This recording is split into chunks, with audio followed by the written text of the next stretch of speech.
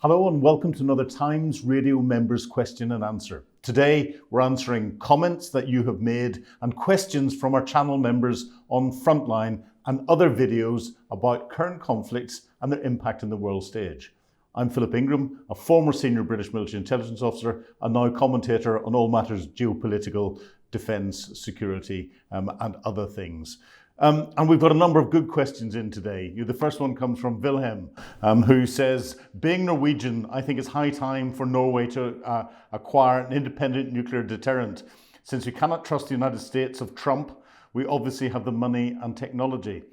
Wilhelm, I think what is driving a lot of the geopolitics around the world when it comes to nuclear weapons is to stop nuclear escalation. So there's an awful lot of effort being put into that. I think Norway, from a conventional perspective, now that it's part of NATO and with what Norway brings to the party with NATO, has got sufficient conventional defence forces to deter its immediate threat, which has to be Russia and Vladimir Putin. The Norwegians, and I have had the fortune of operating alongside them in many different operational theatres, are fantastic troops. Very well trained, very well equipped, and they know what to do. I don't think having a nuclear capability would deter anything else, because I don't think Norway is in particular under any form of nuclear threat. And of course, Norway, now it's part of NATO, Article 5 clicks in. The UK, the US and the French nuclear deterrents are part of what can be brought to bear with NATO. And certainly the UK's nuclear deterrent is signed over to NATO, even though it remains totally under national control. It is a NATO deterrent as anything else. So the last thing we want to see is escalation and other countries acquiring nuclear weapons. It would be far better if we could get rid of nuclear weapons, but you can't uninvent technology. I think if Norway gets nervous, yes, you have the technical capability. Do you need it from a military perspective and from a geopolitical perspective? I don't think so. But please feel free to come back and add more comments on that. And then we've got Robert commenting on the Mirage jets to push Putin back that Sean Bell has talked about. And Robert says, true, but isn't it also true that air war alone never wins wars? Well, I know Sean very well. We have commented on numerous things and been on the same programs together. And Sean is a good former Harrier jump jet pilot. And pilots always believe that air power can win everything. And there are certain conflicts where air power has contributed the majority of the effect to get us to negotiations. Libya, as an example. We look at what's happening with Op Shader in Syria and the fight against ISIS. But Robert, you're completely accurate. Air power never wins wars alone. Air power can't hold and retain ground. And if we look at what's going on in the commentating that's going on in Ukraine, it's all about holding and retaining ground. And no side is in a position to win from that perspective, which is what I think the US Defense Secretary Pete Hegseth said in the contact group meeting and is driving things. Air power can influence the tactical operations on the ground. It can influence into the operational level and attack into that. The Ukrainians have been restricted from doing that because they don't have sufficient air power. And this is where the Mirage jets are going to add so much to their ability to do that. It's an additional capable weapons platform that has been provided to Ukraine, something they need desperately, especially whenever you start to integrate it with ground forces and allow them as we get into the spring and summer months. And I don't think we'll be in ceasefire territory quite by that stage. Ukraine, I think, will have a position to start to carry out a counterattack as the ground hardens from an armoured perspective and push the Russians back. That in itself will force Putin to come to the negotiating table. And of course, we're seeing much more manoeuvre warfare going on in Ukraine's incursion into Kursk. And they have launched a further attack in there in the last week or so, manoeuvring and pushing the Russians out. The Russians are very concerned about that and are having to redeploy troops now, eventually, from the east, from the Donbass, and to try and counter the Ukrainians, and they're trying to push them out. Of course, I think the Russians want them out before there's any potential negotiations. So, yeah, you're 100% right. Air power never wins wars by itself, especially whenever you've got something that is so ground focused. So our next point comes from Brett, and he says, I think you're giving way too much credit to Trump to try and ascertain what doctrine he's operating against. He's reactive, almost pathologically. He wants to be personally seen as powerful because his ego is enormous and eclipsed only by his insecurities. People around him have various agendas and are somewhat trying to enact consistent policies to support their agendas, but that's not Trump's modus operandi. Trump is a complex character. When it comes to trying to work out where he's going, where he's thinking, a lot of the analysts are trying to look at him from a political perspective, from a diplomacy perspective. And the one thing he is unpredictable. And that's one thing that commentators don't like, and other politicians don't like, and diplomats don't like. They like to be able to look at things, understand someone's personality, and predict where they're going to go before you get into meetings. Trump doesn't. And he's a bully. He approaches everything from a bully's perspective, and he's a businessman. So he approaches everything from a business perspective, which is why we hear him talking about buying US goods, about percentages of GDP being spent on defense, about if you don't pay, we don't play. Well, that's a sop to his love of golf. If you don't pay your membership or your green fees for the golf club, you shouldn't be allowed to play. But he's bringing that into his defense-related policy. Trump is complex.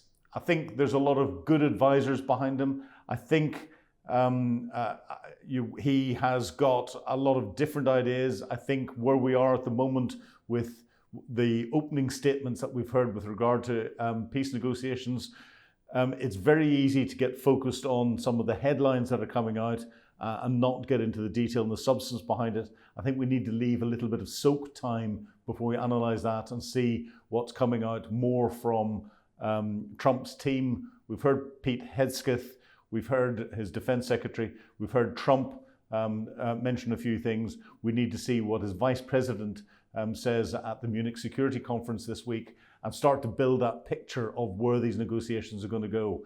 It's too easy for us to start to run down rabbit holes very quickly on the soundbite politics that we're getting at the moment. So I, for one, am keeping an open mind. If pushed, I'd say that Putin has won the first round in what seems to come out, but then Trump might have just used that to bring Putin to the negotiating table. So we've a long way to go, and we'll look at that. Trump is complex. Greg brings in the next point, and he says, isn't it a stalemate because the US has refused all along to ensure Ukraine does win? I think it's not just the US that has refused, I think is too strong a word, but has not given Ukraine the wherewithal to win from a tactical perspective and an operational perspective. We look at what many European countries have done, and they've dribbled ammunition, dribbled authorities in. They haven't been up front as quickly as they could be, and there's still the debate going on over the German Taurus missiles. The Taurus missiles would have a massive ability to impact at the operational level, to impact Russian logistics, Russian railway networks, Russian oil refineries, if we took the gloves off and allowed medium-range and long-range weapons to be used against Russian infrastructure that was helping to fund the war or to enable goods going forward for the tactical battle. So yes, there is an element of stalemate there. If we took the gloves off, I think Ukraine could set the conditions for Russia to collapse really quite quickly. That's not collapse on the front line, that's collapse from an economic perspective and an ability to sustain its conflict. We haven't given them the chance to do that yet. So Ukraine is fighting with 1.5 hands tied behind its back. Steve then comes in and says, first of all, Trump has no plan, never did, never will. Wake up, the wind is blowing positive for Ukraine, negative for Putin. So is Trump going to commit to a loser, whether he calls Putin that or not? Interesting point, Steve. I think since you've put that comment in, we've had the Pete Hegseth speech at the Ukrainian contact group, and that has put out the opening gambit for what the Trump plan could be. And that opening gambit where he said that Ukraine is not going to get its territory back. Actually, if you look at the Zelensky plan that was briefed to Trump and Trump's team before Trump was inaugurated, then Zelensky had suggested he wasn't going to get all of the territory back, and he wanted security guarantees of NATO membership and other guarantees, and then he'd negotiate the captured territory back over a longer period of time.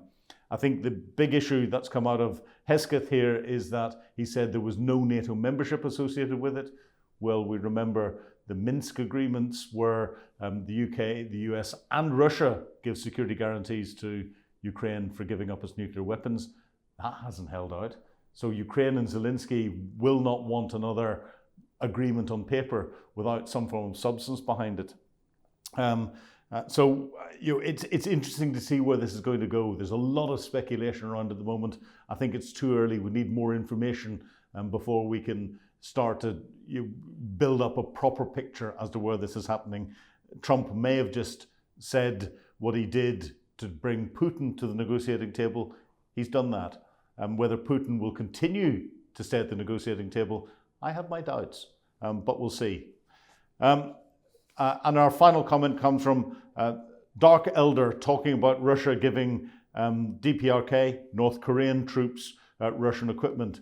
And he says, I agree, surely it's less about caring and more about hiding the fact that the Russians use foreign soldiers on their front lines.